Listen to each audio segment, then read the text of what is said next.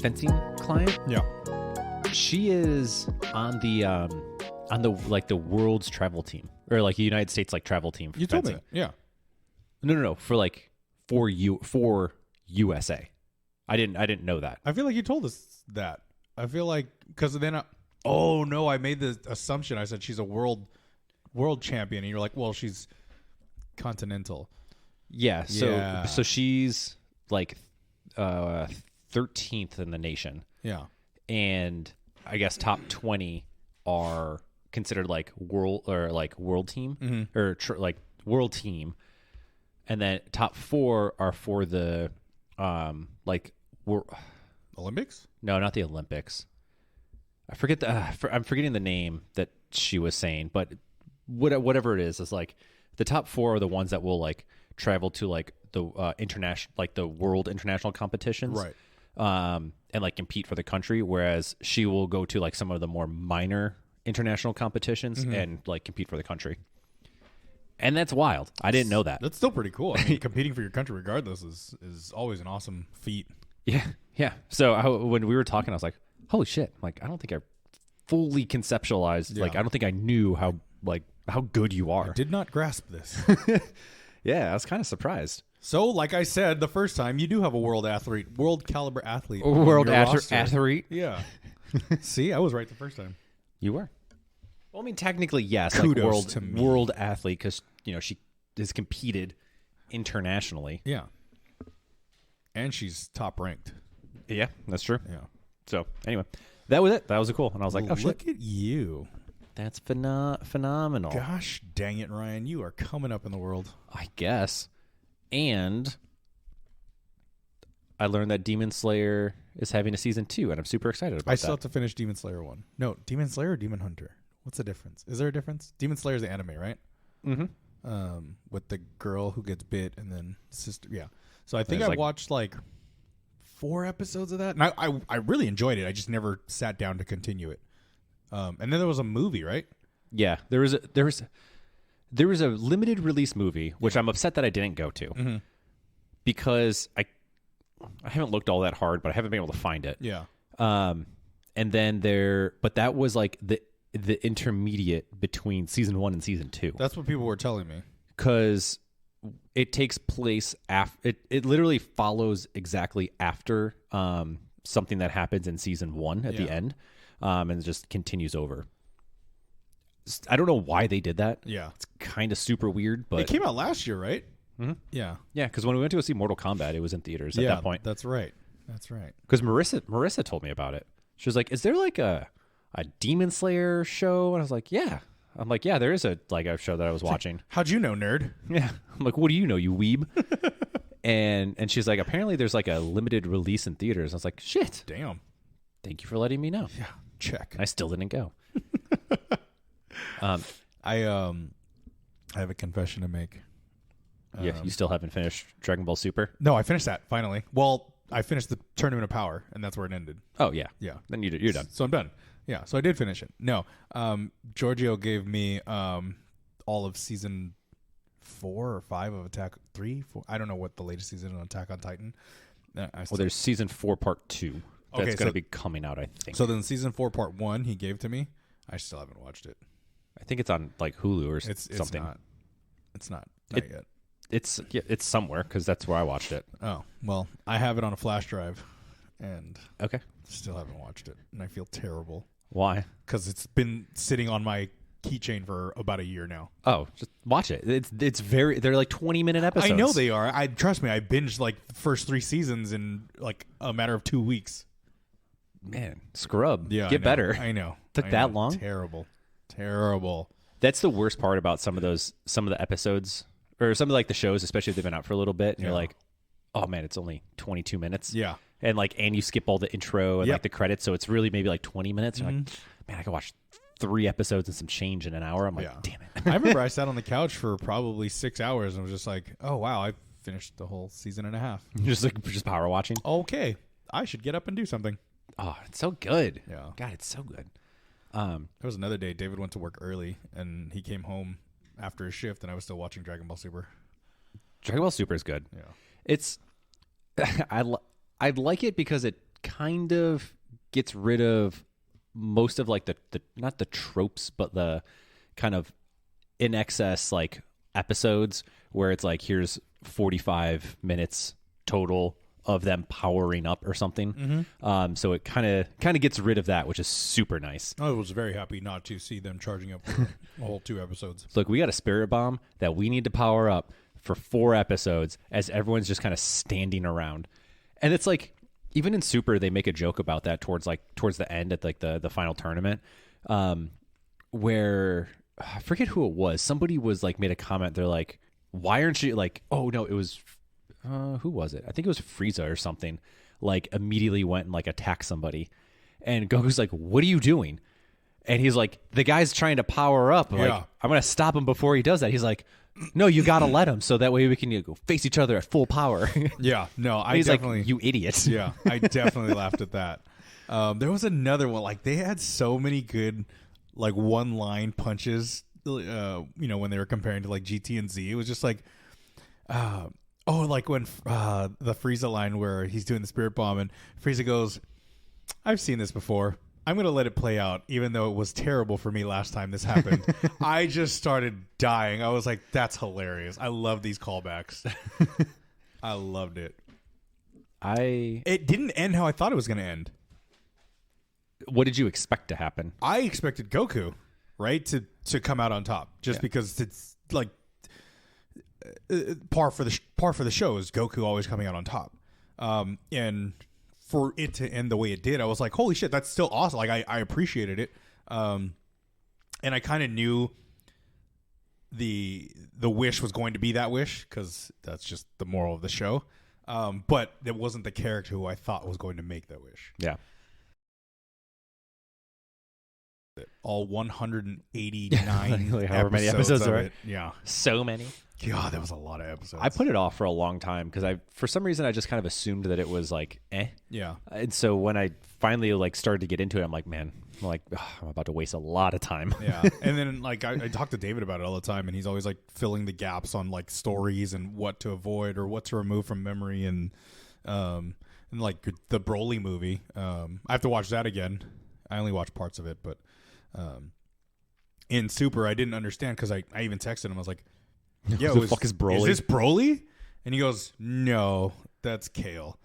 But she is a legendary. And I was like, wait, so Kale's 6th legendary and Broly's 7th legendary? He's like, pretty much, but we don't meet Broly till the movie. And I was like, what the fuck? Like, well, and trying to piece it all together. Well, Super takes place after all of that stuff.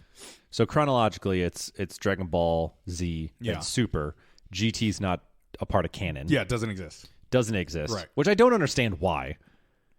It's contested, but it's not that bad. I was entertained by GT. I thought it was entertaining. Yeah. Like, I mean, and it's I think personally shows probably the coolest transformation. Yeah. Like with the Super Saiyan 4. Kind of super cool in my opinion. We don't get that in Super. No, because it only goes up to 3 and then blue red, blue, and then Ultra Instinct. Ultra Instinct. Yeah. Autonomous Ultra Instinct. Yes. So he can't become Super Saiyan 4 because he doesn't have his tail anymore. Also facts. So that's why. But I thought that was cool. Anyway, regardless. Frankie has a tail. Can he go Super Saiyan 4? No, he can't. He's not one of the great apes. How do you know? I forget what it's called. Well, Frieza just calls them monkeys. Well, it's kind of because what they are. They're literally just giant monkeys. But yeah, anyway. I always thought that part was cool. And then I don't know, can't remember or recall if the movies are what movies are canon or not. I'm not sure if they all are or not. How many? Well, okay, there was it the Tree of Life? Was it Dragon Ball Tree of Life or something like that? For the movies? Yeah. Oh, I don't remember. Oh.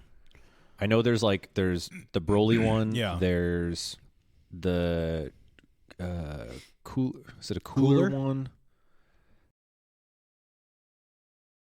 Evolution. Oh God. David and I put that on the other day as a joke. It's painful. And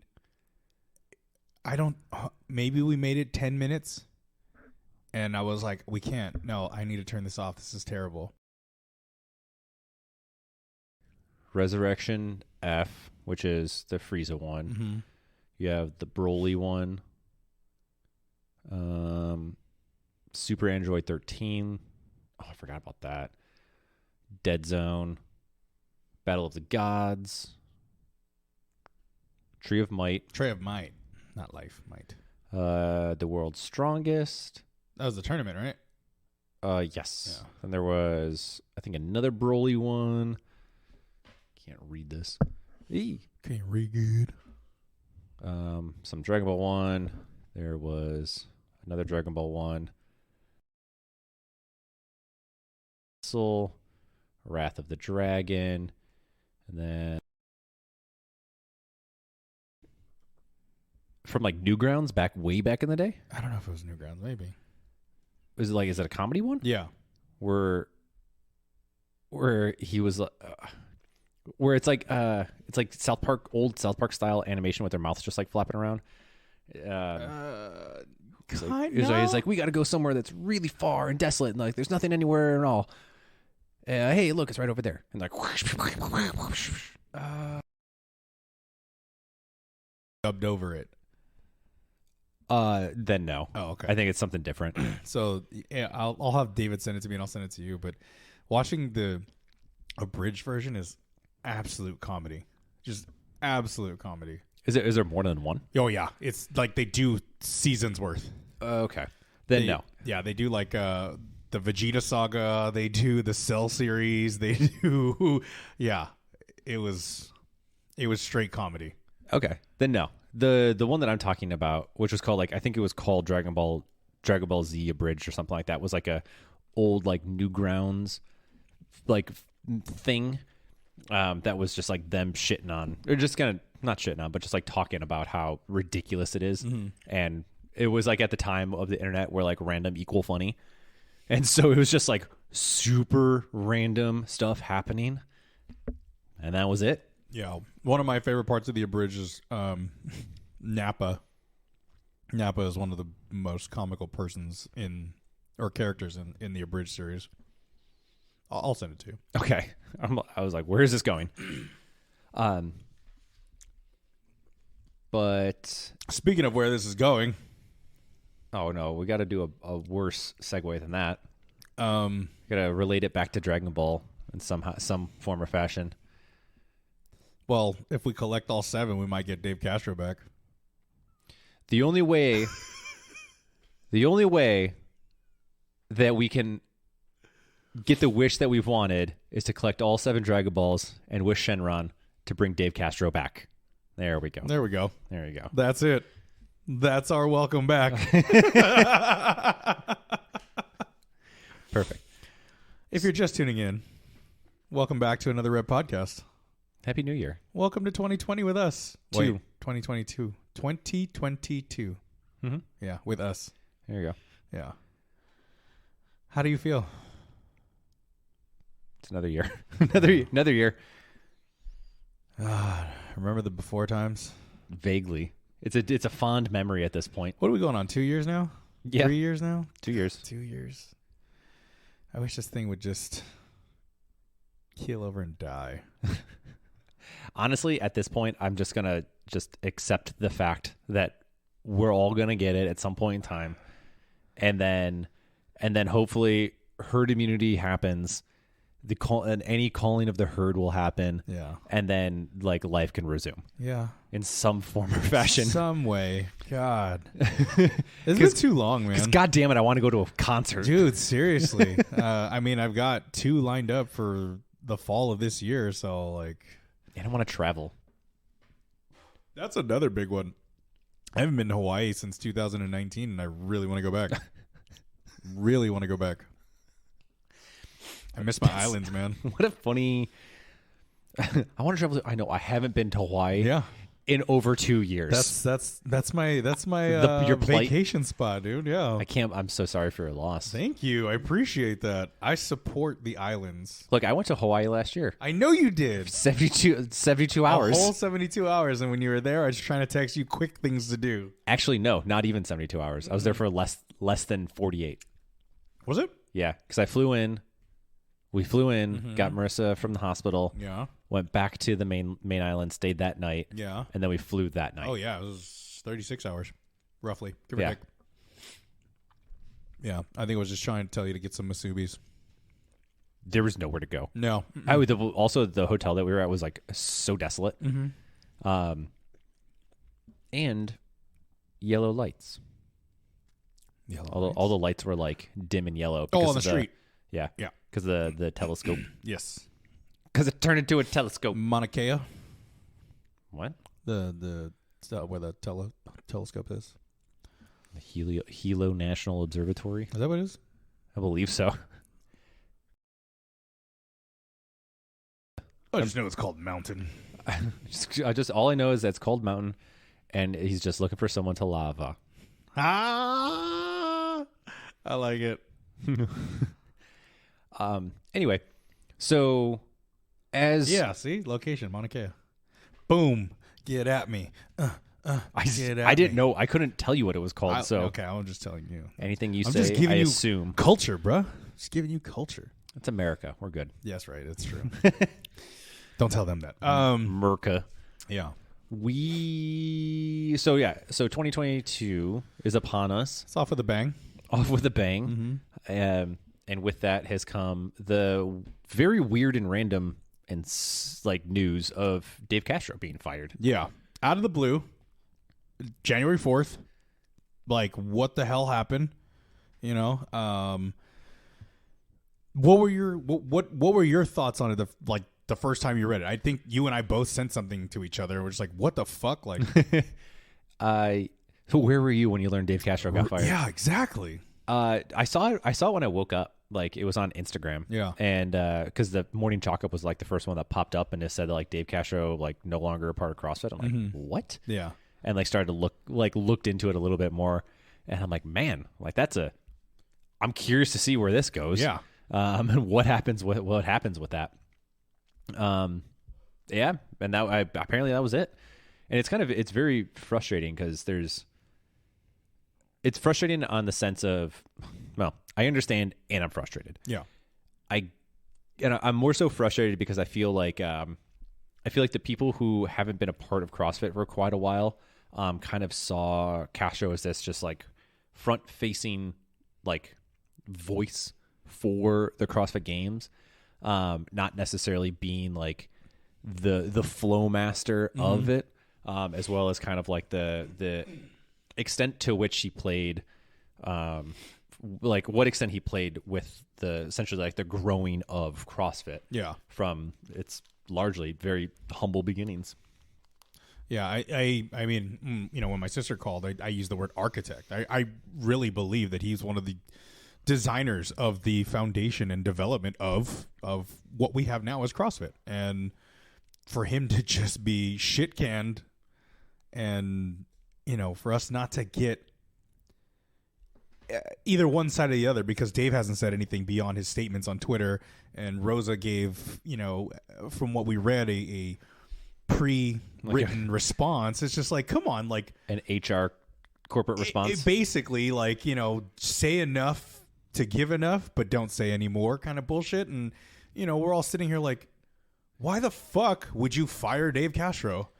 And you know, the reasonings, or what the statement released was along the lines of Dave Castro does not fit our future design, and therefore we have decided to let him go and move forward without him.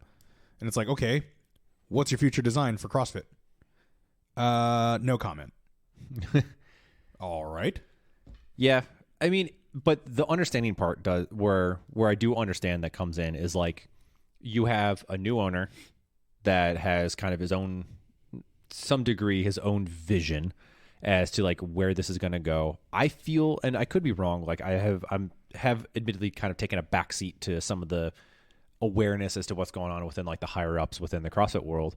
And so I don't know how much Rosa has been doing, or saying, or necessarily like being a part of. I'm assuming a lot, but I'm just not aware of it. Right. Yeah.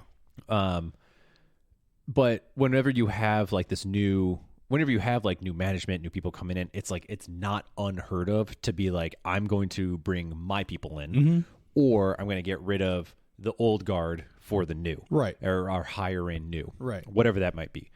And so with Dave kind of being like the last like bastion for, not bastion, that's a bad word to describe, but kind of like one of the last group of people from like old CrossFit Glassman days.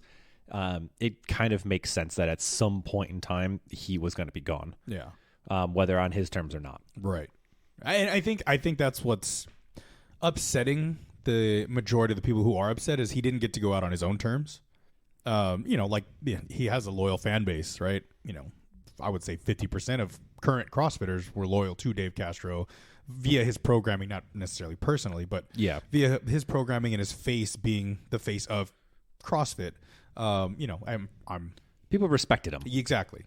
I think was the thing. Yeah. And for him to not to go out on his own terms is kind of upsetting for those fans, I guess would be the best way to put it. Yeah, I think it's that, and then I think it's also for people who have been a part of CrossFit for quite a while. I think the concern is, and this is where my concern starts to come in, is like how much is going to be changed. Mm-hmm.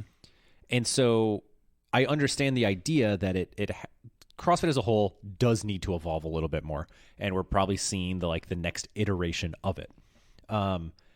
But the fear is like how much of it is going to be kind of taken away from what made CrossFit, what gave it the bite that allowed it to really grow to such a degree that it did and make essentially such an impact on the world of health and fitness.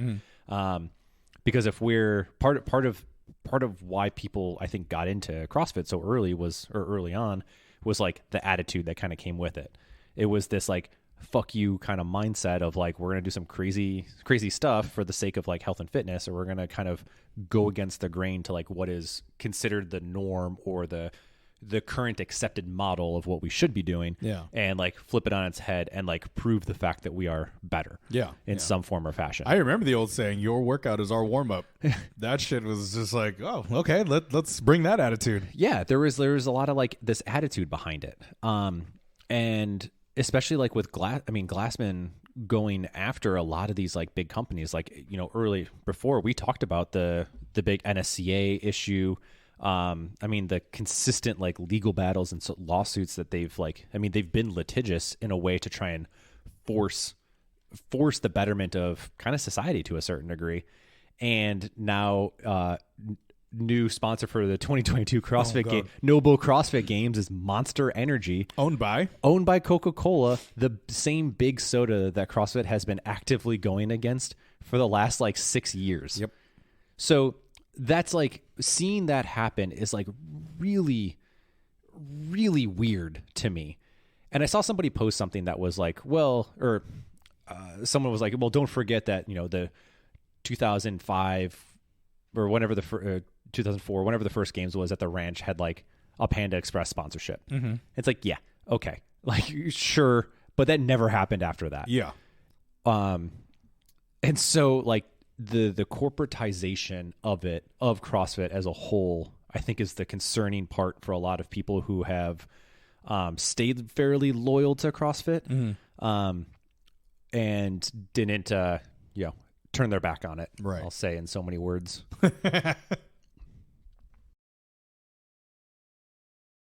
You're definitely right about that. I that did upset me a lot, and I think we joked about it. The Monster sponsorship. It's basically a slap in the face to what HQ stood for, standing against Big Sugar.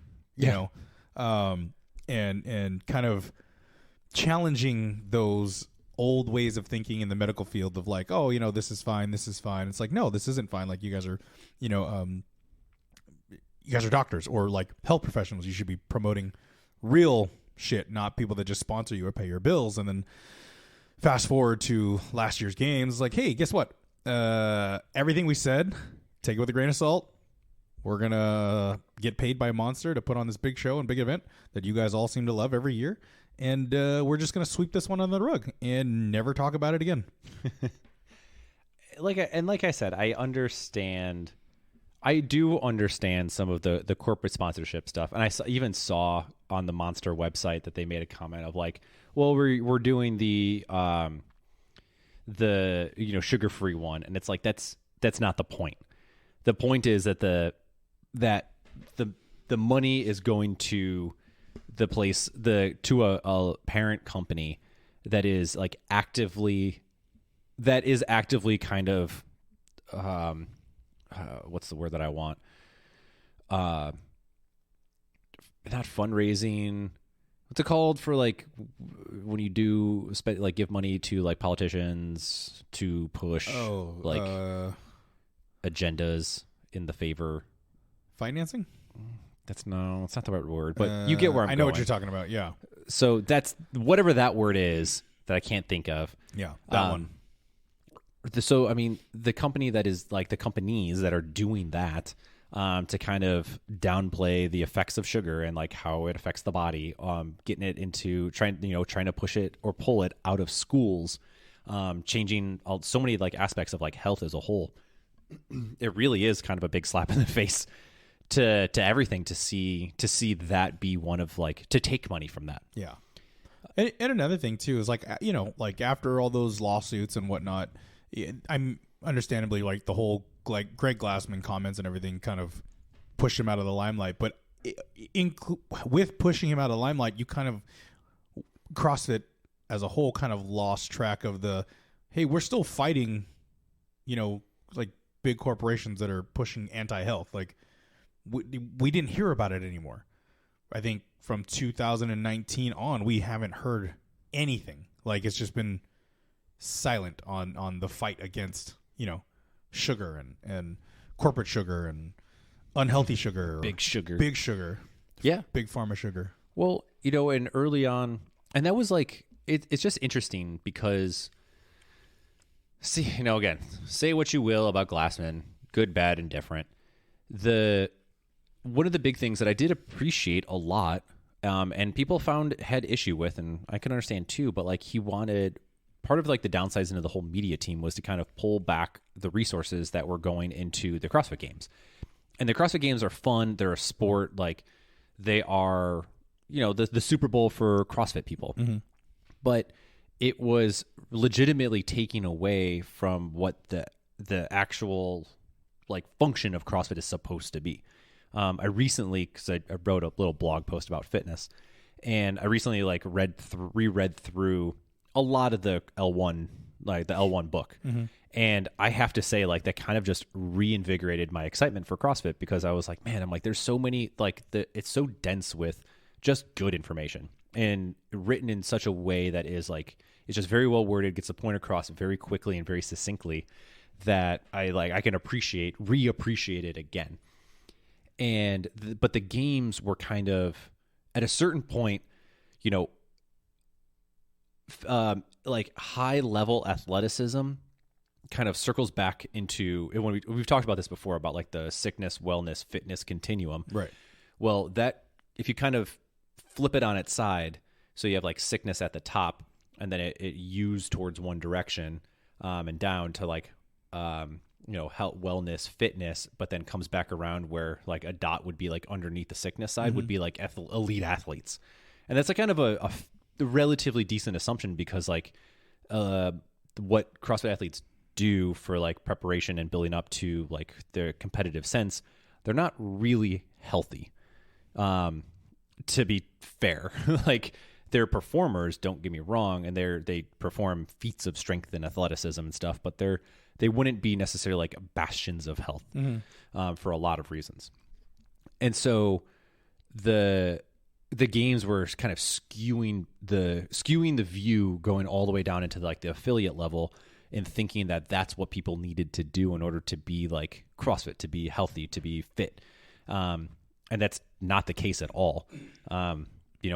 we started seeing, we know gyms that were doing stuff like this, where now it was like strength and some sort of Olympic lifting and some sort of like conditioning piece, or if not more than one conditioning piece. And it goes really far against the grain of what CrossFit originally was, which was like, the hopper concept of like, here's some movements, slap them together in whatever creative ways you feel comfortable, limited only by how much creativity you can have, perform it at a high intensity and call it a day. Yeah.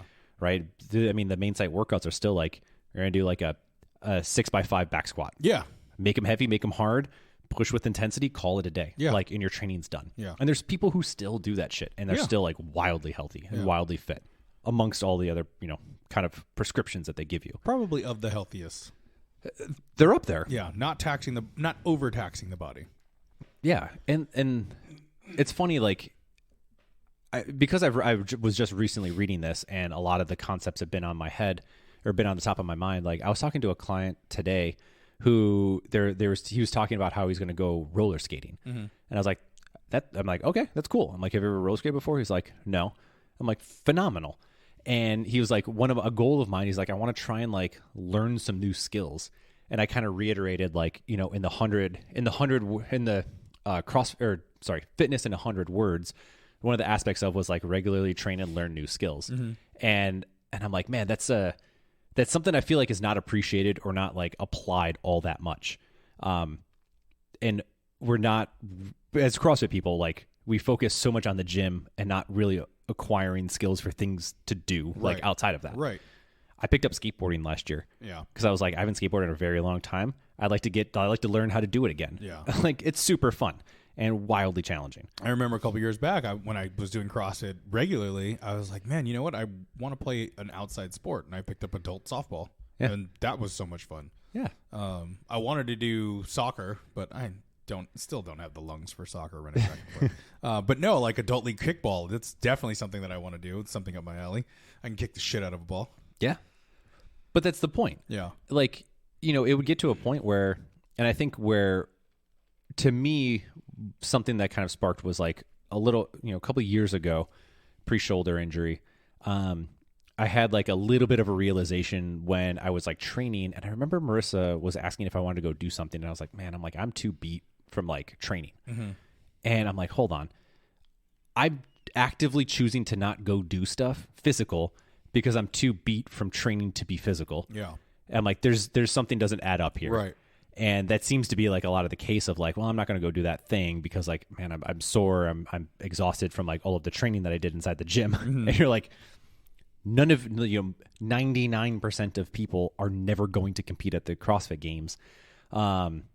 Maybe local stuff for sure, sure. Yeah. But like at a high level, you shouldn't even stress about the concept of like competition in that regard or anything that's going to limit your ability to do stuff outside of the gym. Yeah. It's insane to me. Yeah. Yeah. I think I had that realization after my season with you. I think end of 2019, I just stopped competing. And I was just like, I don't want to put my body through this stress just to get 10,000th in the open. Like, what does that matter at all? Not going anywhere with it. Like, doesn't matter. And, rightfully so, I took care of my body, my brain, and kind of weaned off aggressively too much, weaned off a little bit too much, and, stopped working out all of COVID. So that kind of hurt a little bit. But, coming back to it, my mental and my approach, especially with coaching again, is just like, look, I can appreciate that you want to train like a games athlete, but let me explain to you what it takes and the toll you will receive trying to train like a games athlete. Now, that being said, do you have the time, the money, and the expenses to support your body to do this? No? Okay, let's dial it back a lot then. Yeah, I mean, and here's the thing. I don't want to necessarily say all that stuff to just like completely dissuade people if that's something that they want to do. But I think it is important to like set some of the expectations because, and I know I've said this before, but like I remember a guy coming into the gym asking me, or when I was asking him what his goal is, he's like, I want to go to the CrossFit Games. I was like, perfect. I'm like, can you commit to training for like the next like 3 or 4 years? And he was like, seriously? I'm like, you have a long way to go. I'm like, and at that point, at that point for me, I was like, I am significantly further along the line than you are, and I'm not close. Mm-hmm. So like, if you need to get to my level, and then you need to surpass it. Yeah, and then you need to add more. Yeah. And then your power level needs to go over 9,000. Yeah. And it's quite the feat to be had. You know, he was asking, or a different client, sorry, he was asking about like competition and all this stuff. I'm like, I don't know that I necessarily want to train for competition anymore, but I want to be, because I have the one coming up. Yeah. Like, I just want to be able to train to like go and do it and just have fun. Like, I'm not going to win it. I'm not even going in with the intention to try and win, because I don't have that motivation. But right. I like working out. I enjoy doing CrossFit. And I just enjoy all of the other stuff that's associated with it. So I'm far more inclined to like just go have fun and just accept my loss. Yeah. I'll get my shirt and my plaque and call it a day. Yeah. Yeah. But you want your body to be capable of performing said movements. Yeah. At any given time. For the most part. Yeah. So, though admittedly, I might have to request to drop down because I saw some of the weights for some of it. Yeah. And I was like, they're heavy and they're definitely doable. It's not outside of my realm. But I'm like, man, I don't know if I want to even try to like build that back up. Also, yeah, I was gonna say you've been a runner boy for a while now. We gotta rebuild. I have a lot to rebuild you. I have a lot to rebuild. My squat sucks. My press sucks. My bench is trash. Yeah. Everyone was wildly impressed today because I pulled like 380. Nice. Which actually, 375. Nice. Which still good. I pulled 315 with Ish a couple weeks ago. Which is cool. Yeah. But fuck, I was just like, God, I'm so weak. Yeah. I hit, what did I hit? 315 on a back squat. I had more because Sam and Ish were there and they were like, that was easy. And I go, I know, like, I'm not trying to push right now because my knees are kind of jacked up. Like, I know I have more in me, but also I know we're all in a time frame, like Ish and I, because he was coaching. And like, I don't want to take forever and trying to keep boosting up. Like, I know where I'm at. I know I could easily get back to like 350, 375 on my back squat. No problem. Just got to take care of my knees. But like, that was the whole thing. It was like, I'm not going to push harder than my body's going to allow me right now. Yeah. I don't want to get hurt. Well, also with the training right now that's like planned at the gym it's like heavy. Yeah. So like when I was deadlifting with class today and they're like, oh, that went up. Like you got more. And I'm like, yeah, probably. Yeah. And they're like, and one of the guys that I was like working in with, he was like, is that your max? I'm like, no. He's like, well, do more. I'm like, we're not going for a 1 rep max. We're going for heavy. Yeah. And he was like, well, they're the same thing. And I was like, nope. You are not listening to the coach, my friend. Yep. I made that very clear this morning too. I said, look, you guys, it says heavy. That means heavy for the day, depending on how you're feeling. If your heavy for the day is also a 1 rep max, then congratulations to you. But it's not necessary for you to achieve a 1 rep max for the day. If you come in 10 pounds below your 1 rep max, that's your heavy for the day. Take it as a win. Yeah. That's all it is. Like, well, and so I had the privilege of Monday being the first person that they got to see and talk about with the new nice. With like the new one. Yeah. And so I really drilled that part home. I'm like, this applies to everything that we're going to be doing for this week and the following weeks. Yeah. I'm like, we were building to a heavy, not a 1 rep max. It's just regurgitated everything you just said. And I was like, and I'm like, here is how it's going to be like built on. I'm like, so if you go for a 1 RM in any of these lifts, I'm like, you're going to be like very sorry in like a week or two. I'm like, so don't try and blow yourself out trying to find a new max. Yeah. And thankfully, and I was like, and if nobody tells you any of this stuff for the following week, just remember everything that I just said. I'm like, because it is wildly important that you like follow the intention of what we're trying to do, not what you think or feel like you should do. Right. Yeah, I gave him that speech this morning. Then Wednesday wasn't heavy day. It was cycling day. And I told him, like, look, it's 10 minutes of 5 touch and go power cleans. And I go, was it clean and jerks? It was 10. I think it was clean and jerks, right? So I go, look, whatever your workout weight is, whatever your personal RX workout weight is, go less than that. Yeah. And a lot of them were like, well, I can do this in a workout. And I go, that's great. That's good for you. And I appreciate that. However, you cannot do that 10 times straight, 5 times 10. Yeah. I guarantee you cannot do that weight each minute on the minute and complete it successfully with good form. And I emphasized that before we went. I said, look, I don't care how fast you move. I don't care, like what is on your bar. I want you to move with good technique and good form at your speed. All I ask is if you have an empty barbell, don't drop the goddamn bar. Or tens. Or tens, yeah. Don't drop the little weights either. And nobody ego lifted. They all started low. Some may have added 2.5s just because it was moving too easy for them, but they all moved with good form. 5 and 6, they all did it appropriately. I didn't have to stress or anything about it. There was no ego lifters in my class. Morning class has it down. I love them. They get it. I love them so much. And what blows my mind too is like they wave and like, hey, can you come look at this and see if I'm doing this right? I'm like, yes, yes, of course, please. Yes, queen. Absolutely. I love it. Go off, king. Yes. I reiterated the same thing about like the cycling. I was like, the cycling, we're going to be doing like cycling work, and the purpose of it is to practice cycling a barbell.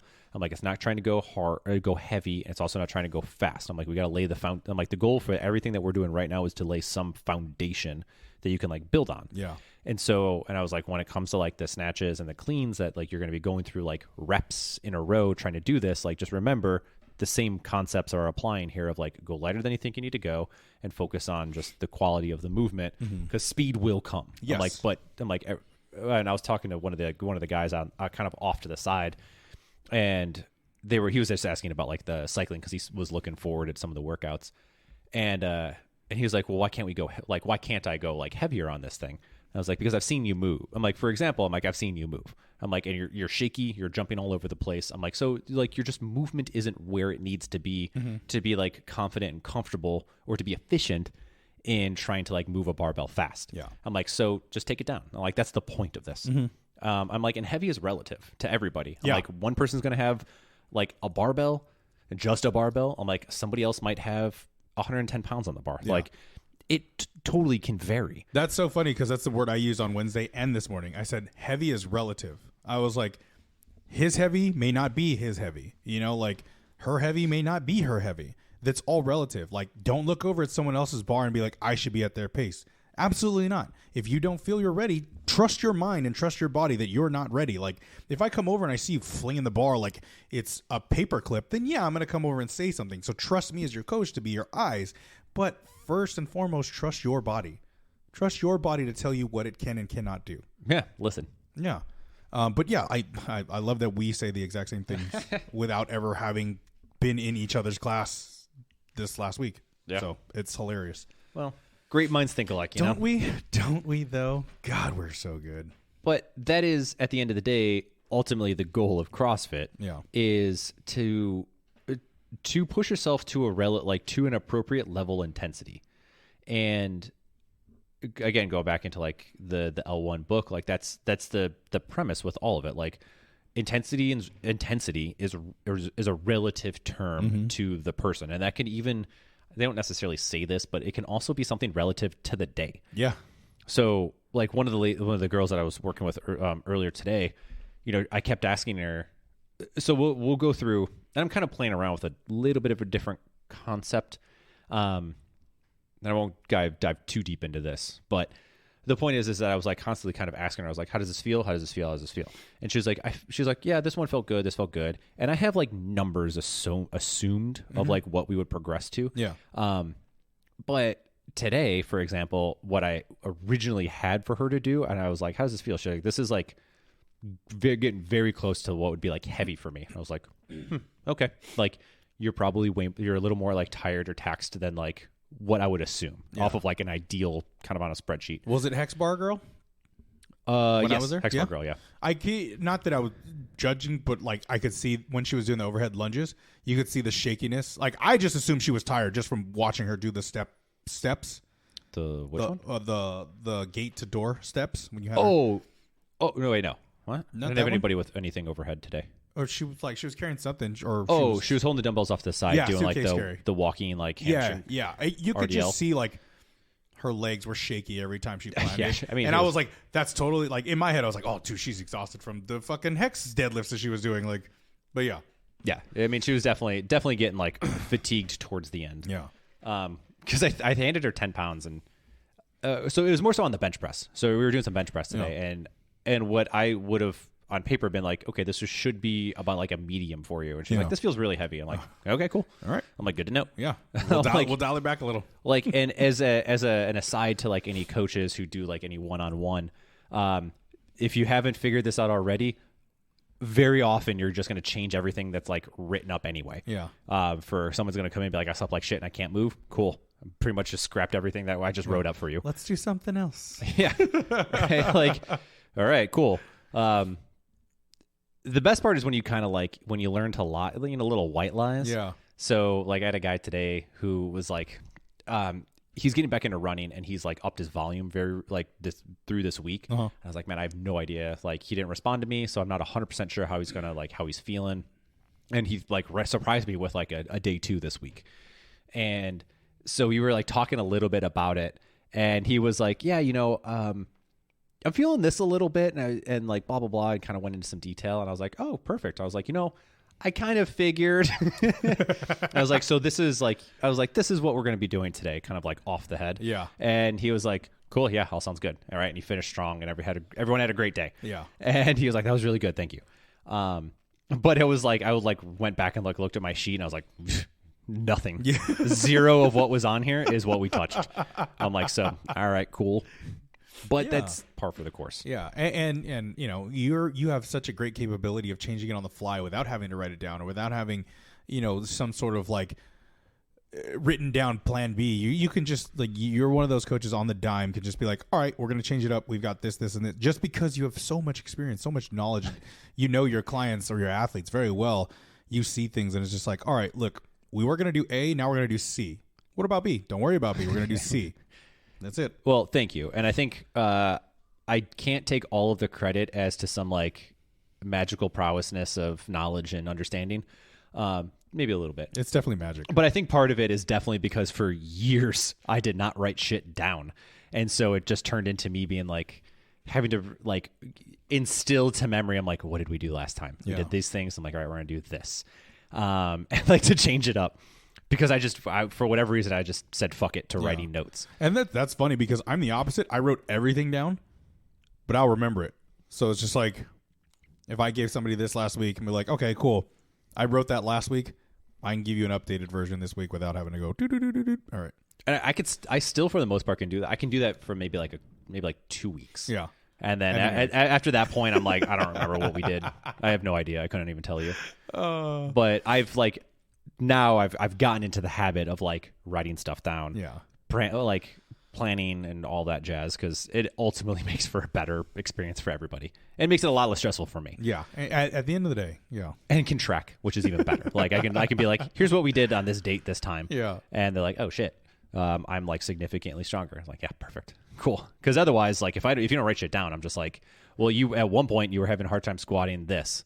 And they're like, how do you know? Yeah. I'm like, well, I remember. Trust me. I'm like, yeah. I'm like, a professional. I do this for a living. Oh man. I also told the athletes on Wednesday. So I asked both of them, both classes, 5 and 6. I go, how many of you have done Grace? Maybe like 4 people raised their hands. They looked at me like they don't even know what the workout is, which I believe. I believe, some of them may not know what Grace is, right? The ones that did, I go, did you do it RX? And they go, yeah. I go, what was your time? They all said plus 5 minutes. And I go, goal time for that workout is 3. And they all looked at me like I was crazy. And I was like, no, that's sub 3 is a good score. Like 3 is an average score. Like you should be getting 3. If you scaled or not, whatever is relative to you, you should be getting 3 minutes or less. We got through the workout, or we got 6 minutes into the workout, right? So 30 clean and jerks. I turn the music down and I go, how many of you are exhausted at the weight you're doing it right now? Every hand went up. And I go, that just took you 6 minutes to do Grace, just so you guys are aware of where you are in barbell cycling. Yeah. And so That's super smart. The people who did do it were like, no way. And I was like, yeah, 5 times 6 is 30. It took you 6 minutes and you're sweating profusely. Like, we're not there to do it RX anymore. It's too heavy. Yeah. So I did it to 5 and 6, and it was an eye opener for those who have done it before, and they were like, wow, like I am not conditioned to cycle a barbell. So I told them both after in each class, I go, I would expect that workout Grace is coming within this cycle just to test it. I don't know if it is. Yeah, I don't know. Something close to it, probably, but I wouldn't be surprised. It would make sense. Yeah. But it'd be cool if it is. Maybe if it doesn't pop up, that's something we could probably throw in for like Friday. I definitely want to do it. I haven't done Grace since the last time that I did it. Well, one, I don't want to do Grace now because I like went to go clean a bar the other day because when someone was squatting, I was like, all right, let's go clean it up for you real quick. Yeah. And I like went to go pick it up and in, stoic face, but in my head I was like, oh my God. I'm like, that was so heavy. It's like so sloppy. And how much was on it? Oh, I think it was like 135 pounds. And I was just like, like, oh my God. And I was like, and so like I racked the bar. I was like, all right, here you go. You're like, here, yeah, go ahead. It's all good. What's that over there? Oh God. But the last time that I did Grace, but as far as I'm aware, it was a couple years. So this was like back in Chicago, and I remember I was meeting up with my brother to go work out at the gym that he started going to. And a couple of the people were doing Grace, like for shits and giggles. Yeah. And I was like, yeah, I'll do Grace real quick. Yeah. At that time. And I remember like just blowing it out of the water. I don't remember what my time was, but I know I PR'd. Yeah. Like I said like the number one spot for the gym. And it like I was like couldn't stand afterwards because I pretty much like walked in and was like, cool, I'm gonna do Grace. Oh, you no warm up? Like barely. Oh my God. I was like almost like I was riding my bike. If that counts. But okay, like, so your legs were warm. My legs were warm, but I like straight up just like walked in. I was like, yeah, sure, I'll do Grace. Like changed my shoes and like started cleaning. Yeah. And I remember like, so I sat there like just struggling because I was like super like hypoglycemic, like felt like I was gonna faint. Yeah. Like my vision was all fucked up. And I like sat just like leaned up against this post for the entire class. Oh, shit. And just kind of just like watched in a daze. And then finally was able to like get up to like ride my bike back home. And I think I just died for a little while. God, I haven't been there since my first CrossFit workout. That's rough. It was horrible. That's rough. My fastest Grace is 3:03. My attempted fastest Grace, funny story. I was at like 2 minutes and 32 seconds with 3 reps to go. On 27, I jerked the bar and I dropped it on my head. There we go. Had a girl. And that was it. That was it. I tried to pick the barbell up again. One of my athletes who was an EMT firefighter was like, dude, stop. Like, you might have a concussion. He's like, you need to stop. He gave me a concussion protocol and everything. I was fine, but he was like, no, you're not picking that bar up. It's like, I'm going to wake you up every hour. Yeah, you need to sit down. I was so mad that would have been the first time I sub 3 on Grace. I was so mad. And I haven't been able to do it since. It's a tough one. Everything else is like 310, 315. The last time I attempted it was like 436. I was like, Jesus Christ, I'm getting worse and worse.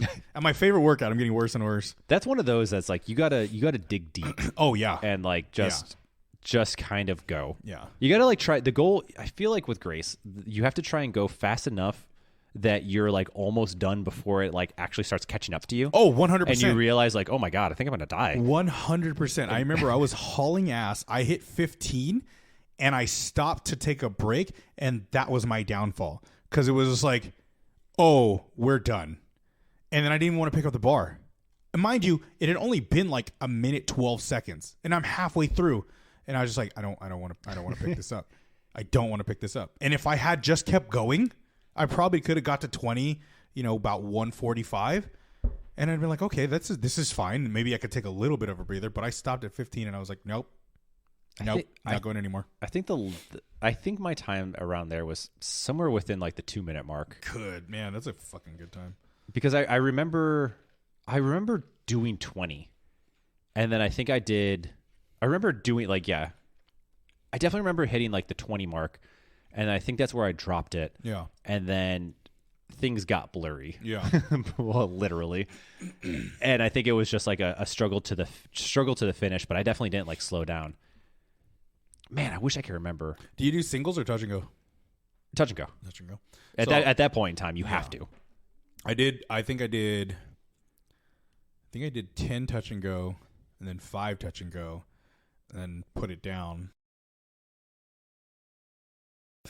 Done another 10, and then yeah. I always rethink about that in my head. It's like my stupid game plan every time. It's just go. It's just go. 10, 10, 10. It's just go. At best. God. What was funny, like with the workout today, it started off with Karen. Yeah. And I have no endurance for wall balls. Mm-hmm. So I do. So they were just like they're like, what are you gonna do? And I'm like, 10s? Are they like they're in the entire time? I was like, yeah. I'm like, here's exactly what I'm gonna do. I'm gonna do 10. I'm like I'm like, probably for the first couple I won't do this. I'm like, I'll probably just take a step back and then go back into it. I was like, but probably once I get into like the 50s, 60s, something like that, I'm like, I'm going to take a walk around my like jump rope. Mm-hmm. I'm going to come back and pick it back up and do that. And so like true to my word, it's exactly what I did. And they were like, the two guys that were going next to me were like, they were hauling ass. Yeah. And I ended up beating them. So like, it's just kind of funny sometimes, like, there's like a time, I feel like there's a time and a place when it comes to like appropriate pacing. Mm-hmm. And it goes back to knowing your body, like knowing what you can do. Yes. Like my legs were starting to burn, like my shoulders were definitely starting to burn, like very much towards like the end, but I never got to a point where I was like, I'm going to fail a rep or like fail doing 10. Right. Also because I'm not trying to pass out. Even though immediately afterwards I like took a nap in the middle of the gym. That was hilarious. Did anybody was like, what is he doing? I was curious. I mean, so because it was me, Ish, Sarah. I think Angel was out there. Angel was out there for a little bit. George came at some point. George came. We all just, I for the most part, I think we just ignored you. Yeah, I saw you lay down and I was like, oh, he's going night night. I'm gonna take a nap. Yeah, he's going night night for sure. I needed it, dude. Yeah. That workout ruined my life. Dude, I had to take a nap this morning. After coaching, I had to take a nap. I was just like, I'm going back to sleep. Going back to sleep. But anyway, it's exciting to get back into like the CrossFit stuff. It's fun, man. Like I'm really appreciating getting back in. I had this talk with you. I had this talk with Rich. I'm mobilizing a lot more, and it feels good. It's painful because I don't do it, but it feels good. Like my knees don't hurt as much. It's crazy, right? Who would have thought? Who would have thought that mobility is important to CrossFit? The thing I fucking preach to everybody. So dumb. And then eventually somebody will do it, and they're like, "Oh man, I feel so much better." Have you heard about this thing called the foam roller? I'm like, no. So I wish somebody would have told me about this. There's this little blue. I don't know. It's French. LaCroix ball. LaCroix. It's the essence of flavor. Yeah. What the hell is up with? Like, where did this all this unboxing shit just kind of pop up out of nowhere? I have no idea. All I know is that one of the Paul brothers got scammed for like $3 million for buying. I love that. Bunch of like bunk cards. I absolutely love it. Whatever. I hope nobody else gets scammed, but I absolutely love that he got scammed. I'm just confused. So it's not a little bit. So it's not just Pokemon now. Like Yu-Gi-Oh is a big thing again. Sports cards, not monsters. Magic. Magic is another one. Yeah. Like the collector concept is back. I don't know. I have no idea. Well, and then so Brian was talking about it. He was like, "Hold on, I got to go watch." Like, he's like, "Someone's opening up my deck," and I was like, "You're for what?" He's like, "I bought Pokemon cards." I'm like, "From, like how?" I'm like, "What are you talking about?" Yeah. He's like, "I bought Pokemon cards, and somebody is opening it on stream." I'm like, "So they're yours?" And he's like, "No." I'm like, "What the fuck are you doing?" Brian paid for someone else's cards for him to unbox live? Yes, on a stream. Oh my God. And so I was like, okay, cool. And I was like, when the hell did like Pokemon make its comeback? And he was like, it's been there. I'm like, okay. Like okay, so like with the whole fad, right, with Pokemon Go on your phone, I understand that, but did it really bring back the card game and really bring back the unboxing or unpackaging again? Apparently. Jesus, man. But then it's also, I was like looking it up and the like for values of cards, because I was like, I'm almost positive that I have all the like the original like 151 with like holographics and stuff like that. Like I'm pretty sure I got all the pristine cards. But then I was like looking it up on whatever some card website was, and there's these like weird, there's like 50 different variations of there's a like Charizard. first edition, second edition, gold edition, like Well, and then there's also the like these like all these like odd Japanese variations where I'm like it's like essentially like an anime design on top of it. I'm like, where did these things come from? over there. Obviously. Yeah. But like I was just like, what is this shit?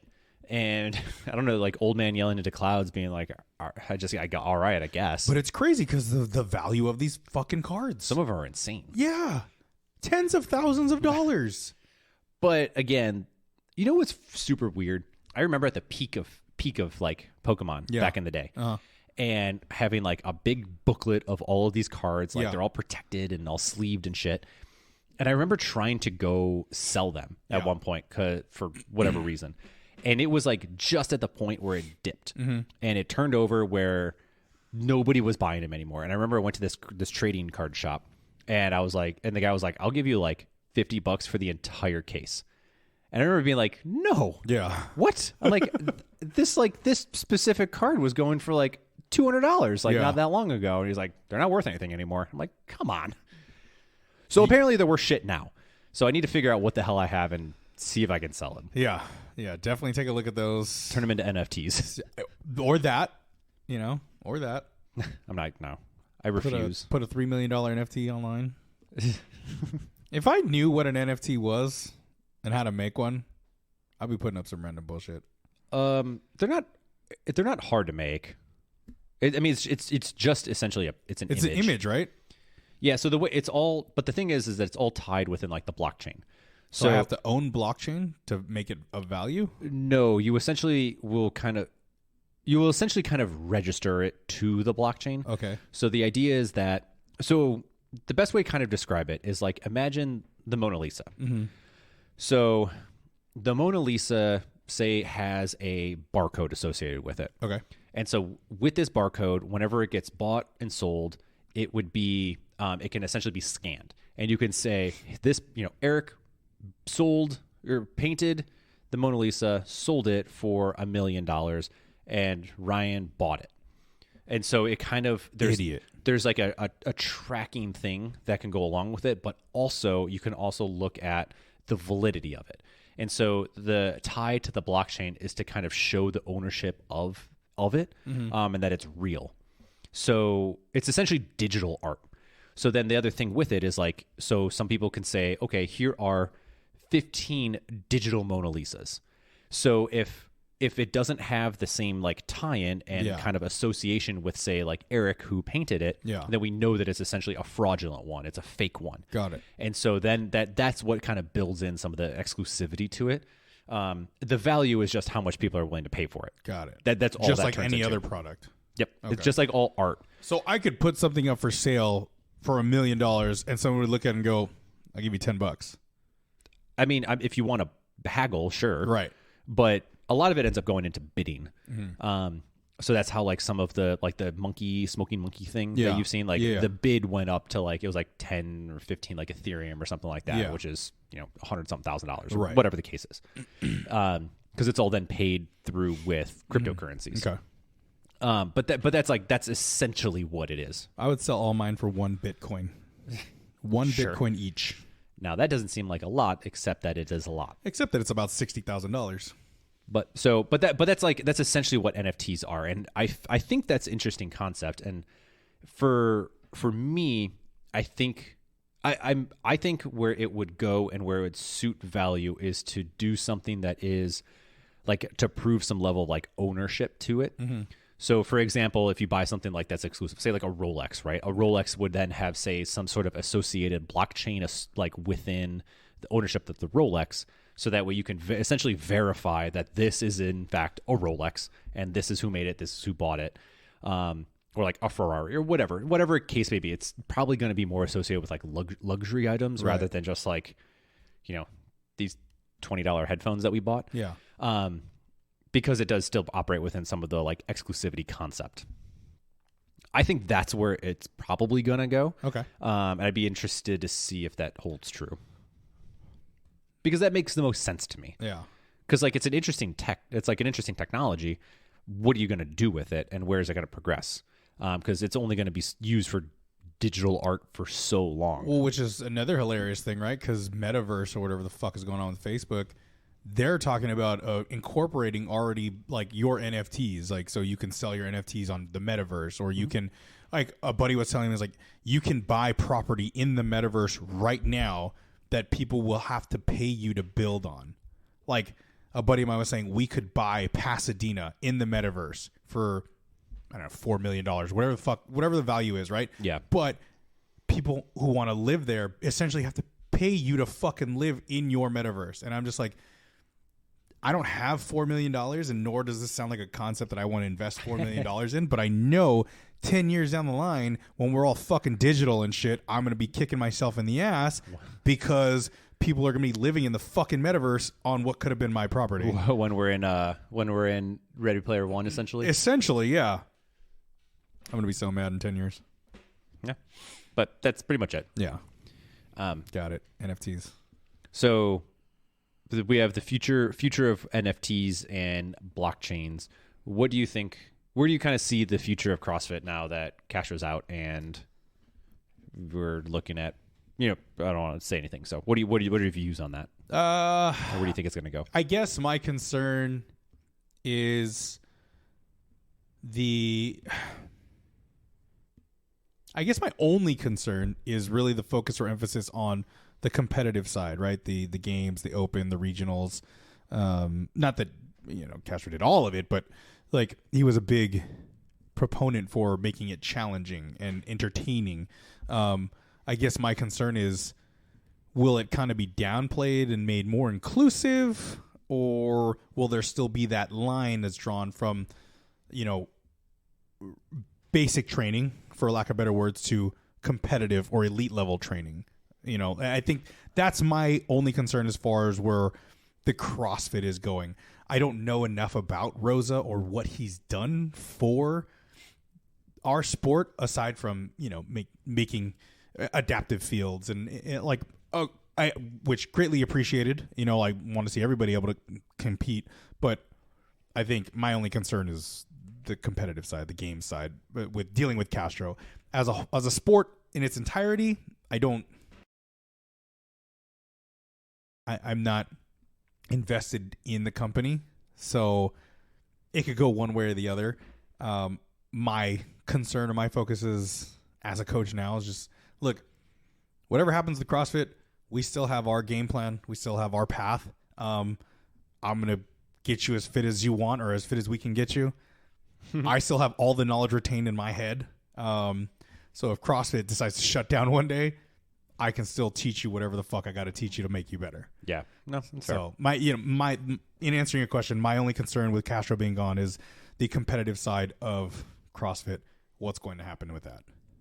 I feel like that is a little bit of the same concern that I share. But not as much.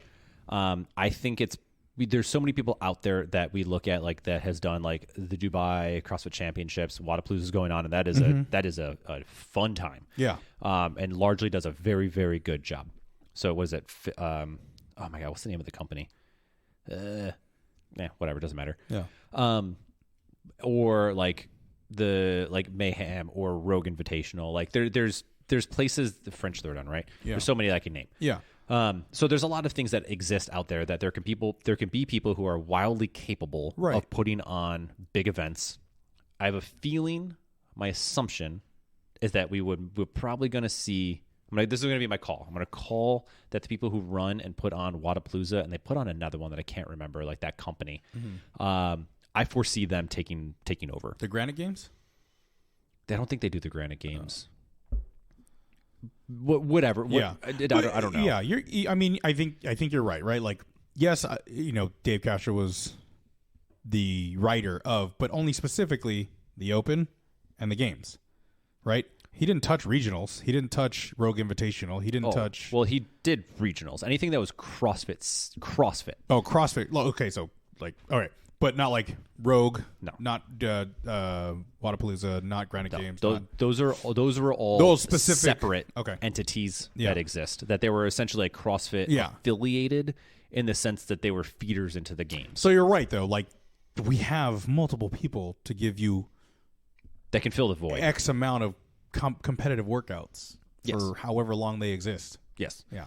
Yep. So my call is that I think we're going to see more of a corporate concept popping up because that's his background. Yeah. As well as to realistically like kind of play it a little bit safer and a little more reasonable to see kind of the growth of CrossFit. We've started to see stuff coming down into like feeding down into the affiliates for more of a like, here's like a business plan. Here's how to like actually like run a business, since it takes nothing to open up a CrossFit gym, relatively speaking. $1,000 in investors. Sometimes. I mean, I started in a garage. Like, Also fair. Like So just $1,000. It was just $1,000 in some equipment, right? And I think I paid like $50 to like come work out in the garage, and then a racquetball court, and then a gym. Nice. So, regardless, I kind of see a little bit more of like the corporatization of it. Yeah. And with that, I think we're gonna see the CrossFit Games to some degree get outsourced. And I think it's going to be outsourced. My assumption is going to be it's going to be outsourced by the people who put on Wadapalooza, because Wadapalooza is wildly successful. Yeah. As it pertains, as it is for like a fitness festival. Yeah. And so I think that would be the person to do it. If I were to be in Rosa's shoes, I would probably push that conversation forward. Just because of the success that they've had, and the connections that they have, because it's an entire production company essentially at this point. So why hire your own when you can hire them, or create your own when you can hire them? So I feel like we're going to see a lot more like outsourcing happening. And yeah, I have a feeling we're going to see more Monster energy associated with it as well. A lot of the people there's a person that I know that works for Monster. And I'm noticing that he is posting more kind of behind the scenes of some of their stuff, and I'm starting to also see more like CrossFit associated people showing up. So like the Buttery Bros were a recent those are your favorite showing. It's fucking so they were. I saw them. There was some other people associated that I was like, interesting. Here's $1 million. Push us in CrossFit. So we'll see. Yeah. But I think that's the vision. The what I'm seeing. I feel like it's going to get a little bit safer. It's going to get a little bit more, for better or for worse. I think for a betterment for the company as a whole and kind of the spread of CrossFit. I think it's going to get just a little bit more corporate-y. Yeah. Which, to be fair, kind of probably needs to be. Yeah. Structure. Yes, right. Somebody who's a little less of a what's the word? What's the word to use to describe Glassman? Someone a little less abrasive would probably be the best way to describe it. Good word. But I mean, to be honest, that's exactly what he was. Like, as you kind of had the benefit of being like, on one hand, in the early days, like we were talking about, it was a little more abrasive, and it was like in your face, and it was like, here's what we believe, and here's what we're gonna do. We're gonna do it unapologetically. But as CrossFit began to grow, and like now, who was at the top was and could have an impact on the people at the bottom, things start getting a little bit dicier as now you have a global brand and company, not just some gyms in California. Right. So, that's my view on it, or where I think it's going to go. It sucks to see Castro go. I've had only positive experiences with him. For the naysayers out there, the what you saw on camera is not really a good representation of him. Listen to some podcasts and interviews that he's been in. He's super fun. I think he's funny. I've met him several times, and he's always been like really, really cool and like I've never really met nice. him. I've seen him crowd interactions. He doesn't come off as a guy who's going to ignore you or a guy who's going to like shake you off. He's like, he stops, says hi, shakes hands, slaps fives, takes pictures, like all around cool dude. From what I've seen, never interacted with him, but other than a wave. But when he came to Chicago, when they came to Chicago for the when we were doing when CrossFit Chicago was hosting one of the open workouts, R.I.P. RIP. he was wearing a Sox hat, and I gave him the Cubs hat off of my head. And I'm like, you're on the wrong side of the city. Wear this. And he was like, but I like this hat. And I'm like, I don't care. But he ended up wearing the Sox hat, and I was like, you bastard. I'm like, fucking throw the Cubs. Did he wear it when they were filming? Yeah, he wore the Cubs hat or the Sox hat. Imagine if he was wearing your. And I was like, wear my goddamn Cubs hat. If you look really close, you can spot me in the background in one instance of that entire like broadcast. It's just a clip of your head peeking in the camera angle. Yeah, pretty much. Well, so what my role on it was I helped set and reset the floor. Okay. So because he did kind of like the fake one. Yeah. And then had that go, and so they had like they did something beforehand that like wasn't aired. Yeah. And then they did the actual thing. So I was like a part of like bringing equipment up, on and off to do all that stuff. Was it the amateur event that usually didn't get aired prior, or no? They actually didn't do that. They did like a pre-show type of thing, which was fun. It was just with the crowd. Mm-hmm. And then yeah, dude, everybody fucking hit me up because they're like, "Yo, Ryan, can you hook me up on tickets?" I was like, we are just hosting the event. Like, I don't have any pull to do anything. Yeah. I'm like, I don't know who you think I am. Yeah. But anyway, they did like some like kind of pre-show thing. And the best part was like, so sometimes early on, right, when they were doing those announcements, you would think sometimes that the athletes were like, they were in on it, that they knew what the workout was actually going to be. Yeah. And all this stuff. And I can tell you firsthand, absolutely not. There is one person who knows what that is, and it's Dave. So because what they did, so when we were helping set up, like I was there all day. I like canceled my clients. I was like, guys, I'm not doing shit today. I'm like, I'm hanging out at this gym all day long. Yeah. And so when they were doing it, they had the whole thing set up, and because I just had access to be there. Right. And we were.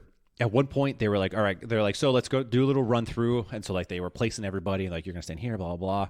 And so you have like Dave on the mic, and me and one of the other guys were sitting there, one of the other coaches. And he was like, all right, he's like, so for a workout, like 13 point or whatever it was, he's like, we are going to do, and both of us were like, oh, we're going to know what the workout is ahead of time. And he's like, nope. And he was like, we're going to do, and then I'm going to go ahead and tell you what the workout is. And me and him were like, damn it. Like, okay, so actually nobody knows what it is. Interesting. Except for the demo team. No. At that point in time, no, because this was the first. Nobody knew. At this time, that was the very first time that they were doing the like live. They were doing like the round announcements. Yeah. When they were doing it at like different gyms and all that stuff. So there was nothing happening. That's awesome. So legitimately, nobody knew what the workout was, and we were both like holding on like the walls were like, oh my god, we're gonna know. I'm like, it's gonna be our secret. And he was like, psych. Yeah, and like literally like everyone was like, just the biggest sigh in the room. A heavy sigh of like, because we weren't we weren't in there because we weren't allowed to be in there, right? But it was just a door separating us, and so we're just like ears glued to the door, like cups almost, right? We're like, what's it gonna say? What's it gonna be? Workout's gonna be. All right, then I'll tell you what the workout is, and we'll just go from there. I'm like, cool, that's a wrap. And I'm like, what? Fuck. Somebody posted the other day, they're going to miss his very vague clues to the workouts. That meant nothing. That meant jack shit all. It was fun, though. Yeah, they were hilarious. Like the one with like the broken glass in the trunk, and nobody knew what it was. Like, oh, I could see like there's a number in the glass. Like, there's no fucking number in the glass. Shut the fuck up. Like heavy overanalyzing. Yeah, it's just like, and it's like some philosophical concept that like loosely relates to this one it's thing. Like, this is gonna shatter your soul, so it's got to be thrusters. It's like, all right, okay, calm down, I guess, or it could be literally anything heavier than a thruster. I don't know. Or my favorite was the one where it was just a gun. And we were like, cool, it's going to be pistols. We're finally going to have pistols in the workout. And like 2 years running after that, there was still no pistols in the goddamn open. And we're like, the most blatantly obvious one, you couldn't have just let us have that? Nope. Yeah, that's going to suck. We're not going to have that anymore. I would laugh if he still just did it. I mean, I guess. Because technically he already wrote them. Assuming they haven't changed it. Yeah. All of it should be figured out at this point. Do you think they will change it? Yes, 100%. Yeah? 100%. Do you think there's time for that? Because it's sorry. no, I don't think they're going to change it. I think they're going to keep what was written, right? Because technically he was a employee of CrossFit at that time. And also, there's no time to write. What is it? 4 more weeks of programming? Like you have what are we on the 14th? You got 10 days. You got 10 days to come up with something. There's no way, right? I mean, you could, but it's not going to be thought out. Well, maybe. I mean, you could. Look, there's definitely like an elegance to it. Yeah. And if anybody has ever done like really tried to like think through programming, like it's not hard. It's also not like the easiest thing either. Yeah. So like, is somebody within the organization smart enough and like experienced enough to be able to throw some stuff out there that would make sense? Yes, I have full faith in that concept. But because of how the announcements normally go, a lot of these things are kind of like pre-recorded, pre-planned. Mm-hmm. So I don't know that they're going to have all of these things like set up ahead of time. Like, so if they're going to just randomly change it, then it would be like a all hands on deck to try and redo any like videos or filming and like all of the website stuff that's going to be like up. Yeah. So, I mean, they could, maybe not, but my assumption is that what's been written or planned is already written and planned. They have already tested the workouts for the games. Yeah. So like that's figured out already. Yeah. Because we know like the demo team has posted stuff about them doing. They've been posting them suffering. So that's one way to describe it. So we know that already exists. Right. So we'll see. My guess is it'll stay the same. Yeah. I'd be very surprised if they changed it. What if somebody leaks all 4 workouts? Then I don't know. They might they might change it then. I don't know. I think they would keep it. I think they'd keep it. I think they'd keep it and be like, I mean, yeah, you can prep for it. See how it comes down. Like how much better are you going to get in a couple weeks? The next 10 days. Yeah, like you're not going to have that much of an improvement, so it doesn't really matter. A little quick blurb that we've been talking about repetitively is our boy Ricky Garrard pulling out of Wadapalooza last minute due to COVID symptoms and food poisoning. He had COVID a couple weeks ago. Yeah, COVID and food poisoning. I believe it. That sucks, man. Like, to come back to go to Wadapalooza, to come back to plan to go to Wadapalooza, get COVID, beat COVID off, and then get food poisoning like 2 nights before. It's just like, fuck, man. Like, you're the Dark Prince we all wanted to come back, and now you're getting sick? Fuck is this? He competed in Dubai. Oh, did he? Yeah. I didn't follow him. I think he came in 3rd. Nice. Good for him. Proud of him. That's how the Dark Lord starts. The Dark Lord. Yeah. He who shall not be named. Mm-hmm. I know. God, I want him to go to the games so bad. Oh, God. That'd be great. I want him to go to the games so bad. I want him to win. Mm-hmm. And I want him to, like, test negative the entire time. I want him to, like, just genuinely do it. And then shout us out for believing in him. And be like, you probably never heard of it, but this Another Rep podcast, these random guys out in California, they got me. They understand me. And he's like, they understand. Let's go.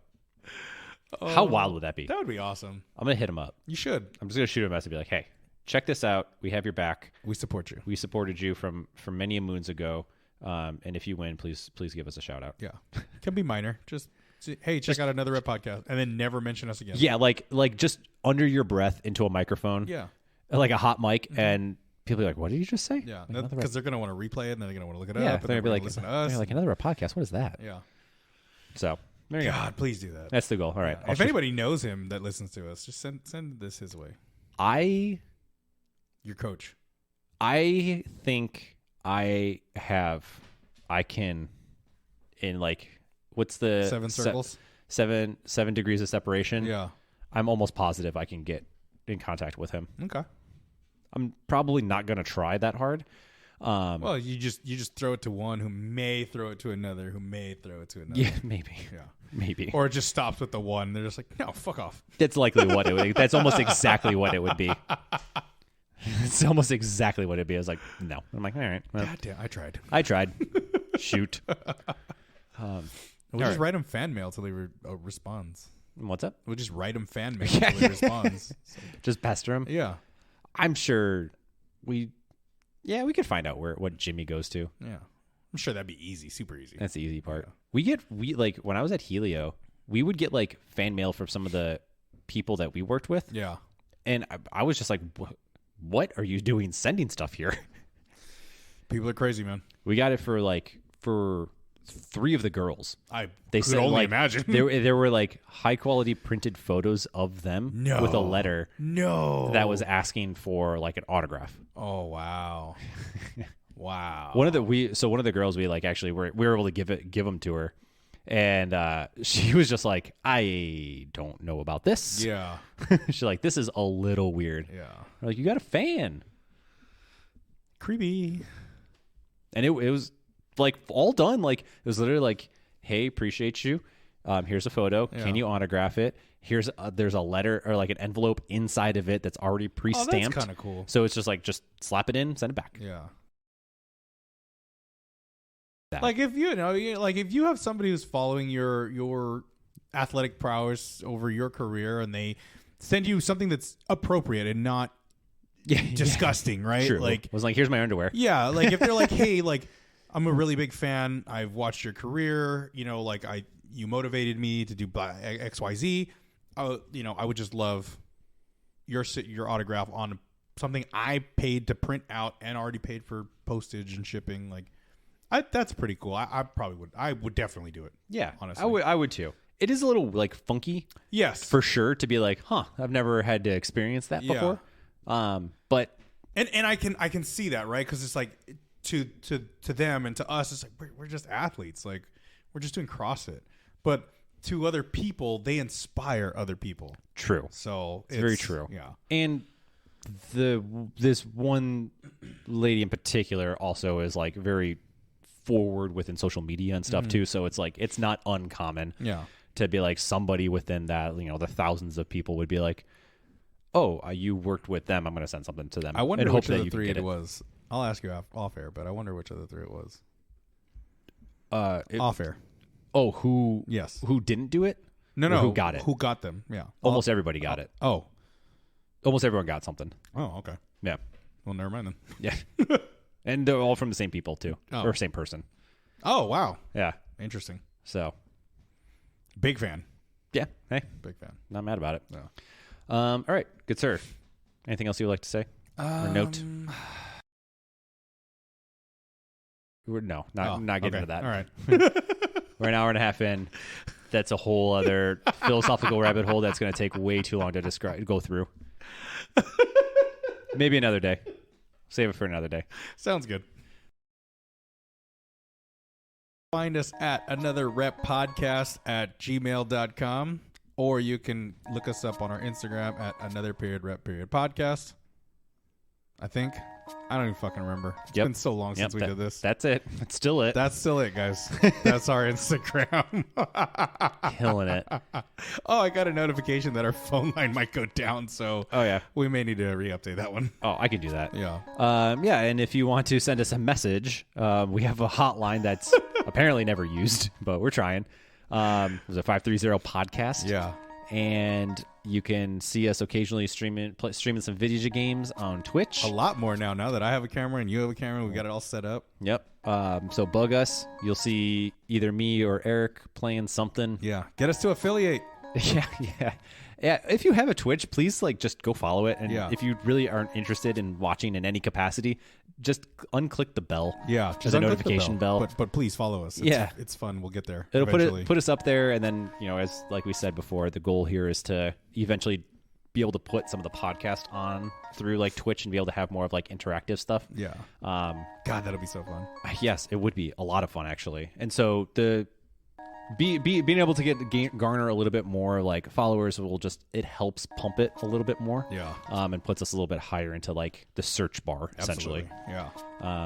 And then if you know people who have Twitch or on Twitch, tell them just to give us a follow as well. Yeah. Yeah, just keep adding to the you know follows. what? If you got some emails, make a Twitch account and then like it too. Fake ones. I don't care. Whatever you got to do. Whatever you need. Your boyfriend, your girlfriend, your mom, they got they're not all the same, but like if they got an email, just create a Twitch account with it. Use and go it ahead for and them. It. They're never gonna know what a Twitch is anyway. Yeah, especially the boomers. They don't get it. Absolutely. They just think it's a weird tick that kids have these days. It's like, oh yeah, the old little Jimmy had a Twitch. Exactly. And then pretty much. Cool. Yeah, and then you can listen to us wherever you listen to podcasts. Yeah, that too. So check that stuff out. All right. Okay, bye. Bye.